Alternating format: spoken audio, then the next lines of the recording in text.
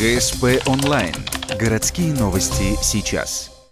В ноябре Ухтинская детская больница отмечает полувековой юбилей. 61 врач и 212 медсестер составляют золотой фонд учреждения. Ольга Донцова работает здесь с первого дня основания. Приехала в Ухту после Лукояновского медучилища.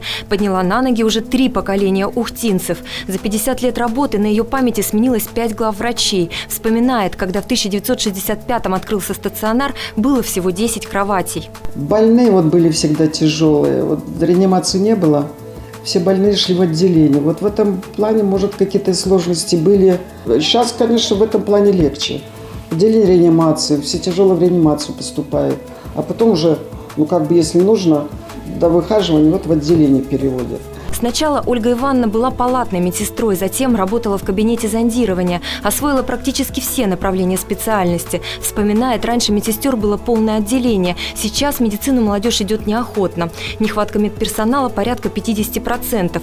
Труд старейших работников руководство республики оценило. В честь юбилейной даты Ольга Ивановна получила почетную грамоту за подписью бывшего главы Коми Вячеслава Гайзера. Я, например, приняла как должно. Это же в сентябре где-то это готовилось. Приняли. Память очень хорошая, я повесила уже. Газет. Ну и что? Это же история. Мы же не знали, что его такое получится и с ним, да?